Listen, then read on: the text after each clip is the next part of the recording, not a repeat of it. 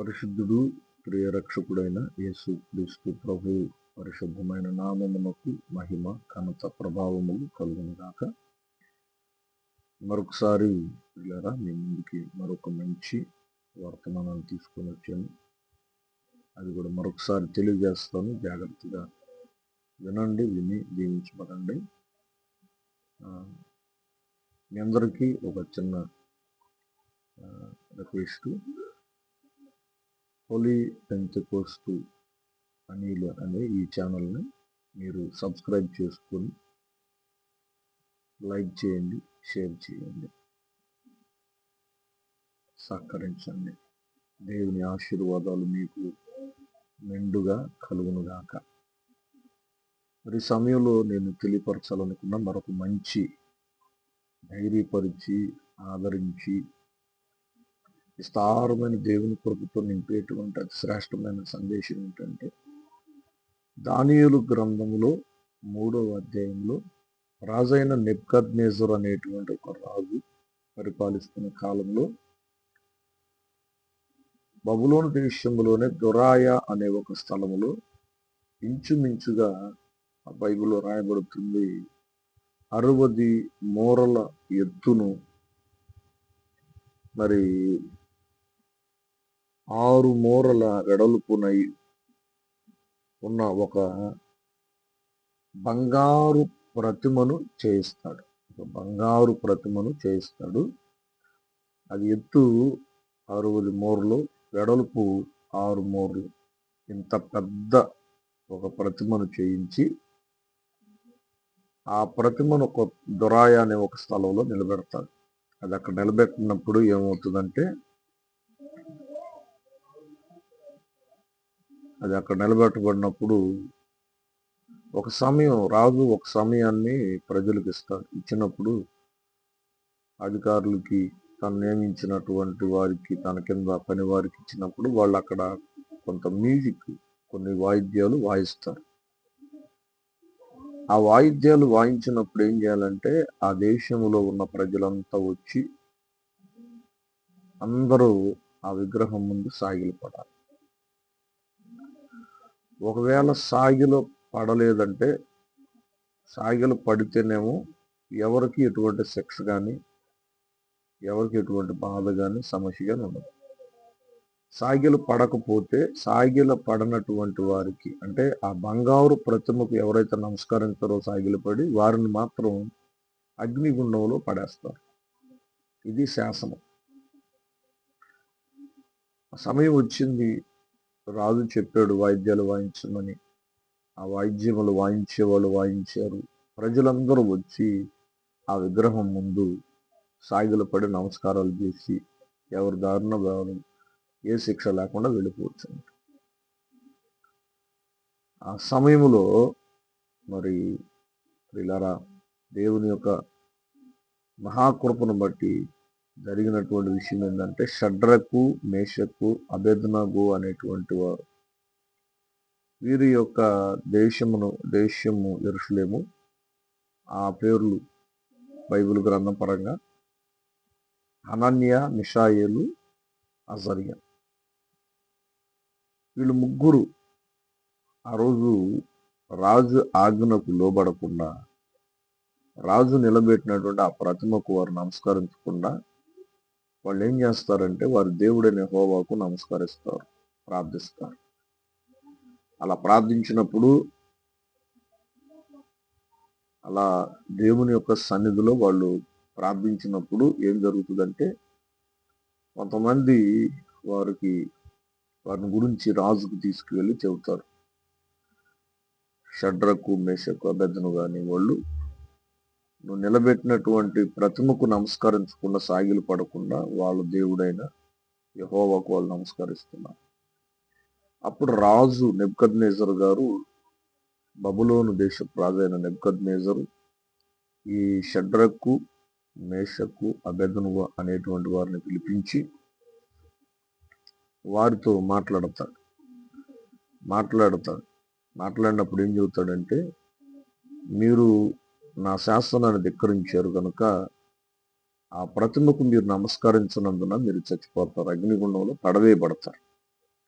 కనుక అగ్నిగుండంలో పడవేయబడకుండా ఉండాలంటే మీరు శాసనాన్ని పాటించాలని అంటారు, భయపెడతారు. అప్పుడు వాళ్ళు ఏం చేస్తారంటే, భయపెడుతున్నారు కదా, అక్కడ అంటాడు, నా శాసనము నుండి లేక నా వశము నుండి మిమ్మల్ని కాపాడగలిగిన దేవుడు ఎక్కడున్నాడు అంటాడు. సామాన్యమైన మాట కాదండి, బైబిల్లో ఉంది అక్కడ. ఆయన అంటున్న మాట ఇక్కడ మనం చదువుకున్నాం. దానియేలు గ్రంథంలో 3వ అధ్యాయంలో 15వ వచనం చివరి లైన్లో ఉంటుంది. నా చేతిలో నుండి మిమ్మల్ని విడిపింపగల దేవుడు ఎక్కడ ఉన్నాడు. ఎలా మాట్లాడుతున్నాడో చూసారా?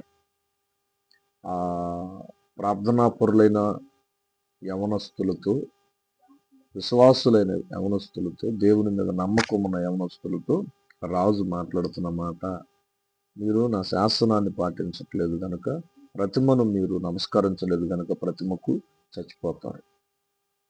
ఒకవేళ మీ దేవుడు నా చేతిలో నుండి మిమ్మల్ని కాపాడే దేవుడు ఎక్కడ ఉన్నాడు? స్తోత్రం కలిగిన గాక.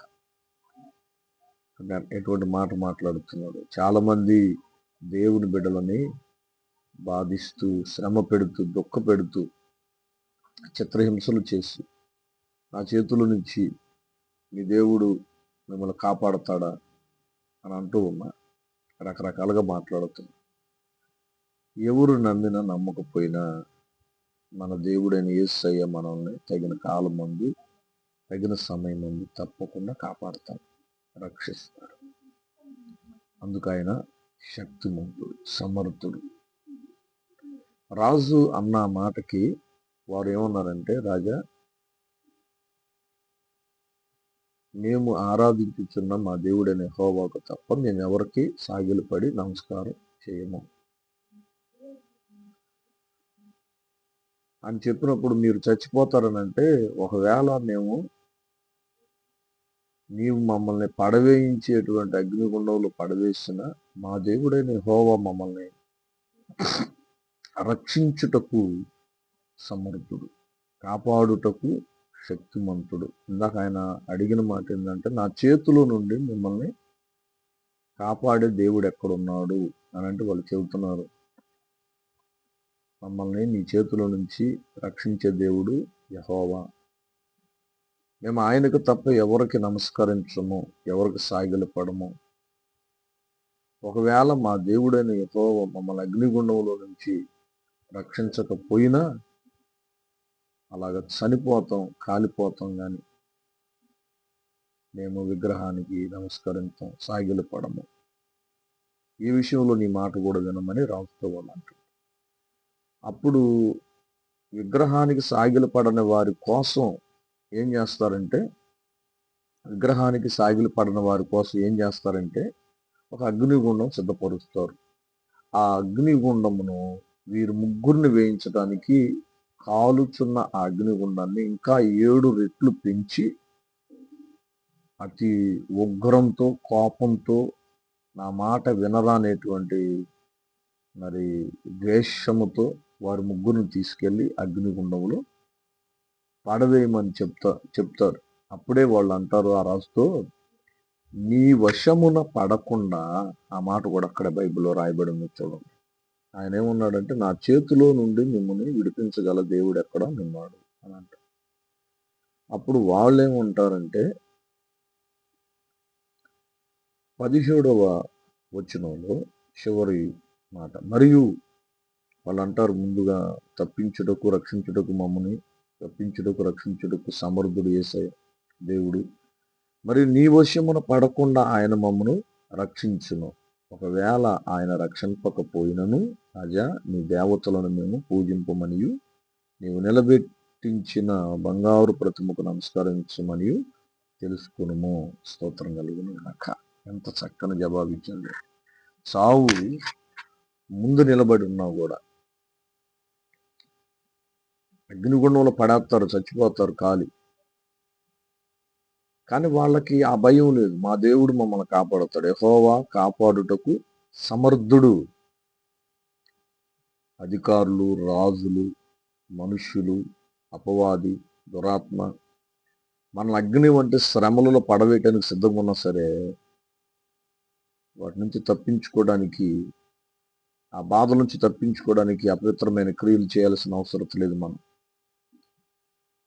సాధ్యమైతే ఆ శ్రమలను జయించడానికి అందులోకి మనం నెట్టబడినా సరే యేసు ప్రభుని మాత్రమే స్తుతించాలి, యేసు ప్రభుని మాత్రమే గణపరచాలి. ఒకసారి మనం యేసు ప్రభుని నమ్మిన తర్వాత ఇక జీవితంలో ఎన్నడూ వెనక్కి తిరిగి చూడకూడదు. యేసు ప్రభువు కోసం మనం నిత్యము జీవించాలా, జయించాలి. దేవుడు మనకు సహాయం చేస్తాడు. అలా అంత ధైర్యంగా నిలబడితే ఖచ్చితంగా దేవుడు సహాయం చేస్తాడు. కనుక ఏ శ్రమకి, ఏ బాధకి, ఏ దుఃఖమునకు భయపడవచ్చు. వీళ్ళని తీసుకొని వెళ్ళి అగ్నిని 7 అంతలు చేయించి తీసుకువెళ్ళి అగ్నిగుండంలో పడవేశారంట. ఒక్కొక్క మనిషిని, ముగ్గురిని వేశారు. ఒక్కొక్క మనిషిని 2 తీసుకొని వెళ్ళి అగ్నిగుండంలో పడవేస్తే, ఈ అగ్నిగుండంలో పడిపోయిన వాళ్ళు బాగానే ఉంటున్నారు, కానీ యేసు నిద్ర తగలబడిపోతున్నారు. అట్లా వాళ్ళు ముగ్గురిని వేస్తే వేసిన వాళ్ళు తగలబడిపోయారు, కానీ అగ్నిలో ఉన్న వాళ్ళు అసలు తగలబడలేదు. వారి చెప్పులు కానీ, వారి వస్త్రాలు కానీ, వారి తల వెంట్రుకలు కానీ, వారి స్కిన్ కానీ ఏది కాలేదు. పైగా వేసింది ముగ్గురినైతే ఇంకొక వ్యక్తి కూడా అందులో ఉన్నాడట.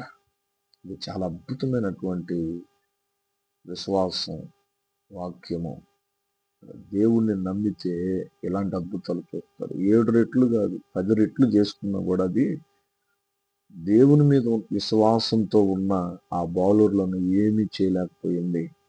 కనుక ఆయన అన్నాడు కదా, నా చేతిలో నుంచి మిమ్మల్ని కాపాడగలిగిన దేవుడు ఎక్కడున్నాడంటే, ఆ ఏ అగ్నిగుండములోనైతే వారు పడవేయబడ్డారో అదే అగ్నిగుండములో వారి ముగ్గురిని కాపాడటానికి, అతని రాజవశ్యమున వారిని పడకుండా రక్షించడానికి ఆ బాలుర్ల దేవుడైన యేసయ్య వారి మధ్యలో ఆ అగ్నిగుండములోనే ఉన్నాడు. దేవునికి స్తోత్రాలు. కనుక ఏ శ్రమలో మనం ఉన్నా, ఏ శోధనలో మనం ఉన్నా, ఏ బాధలో ఉన్నా, నీవు నమ్మిన దేవుడు నీకు సహాయం చేసే దేవుడు ఆ శ్రమలోనే నీతోనే ఉంటాడు. అది తెలుసుకో. ఆ శోధనలోనే నీతో ఉంటాడు. దాన్ని జయించే శక్తిని ఇస్తూ, నీకు ఉపదేశం ఇస్తూ, గైడెన్స్ ఇస్తూ, ఎలా జయించాలో నేర్పుతూ, బలం ఇచ్చి, ప్రార్థన అనుభవించి, విశ్వాసం నూతన పరుస్తూ నడిపిస్తాడు.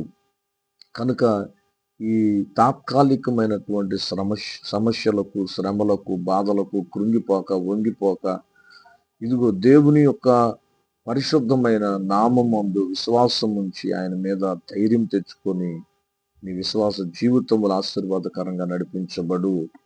యేసు క్రీస్తు నామములో మరి ఈ మాటలను ముగిస్తున్నాను. ఈ వీడియో చూస్తూ వింటున్న ప్రతి దేవుని బిడ్డలారా, మీరు ఆశీర్వదించబడండి. ఇది వింటున్న ప్రతి బిడ్డలో కూడా ఇదే మంట, ఇదే విశ్వాసము, ఇదే భక్తి దేవుడు పుట్టించునుగాక. ఆమేన్.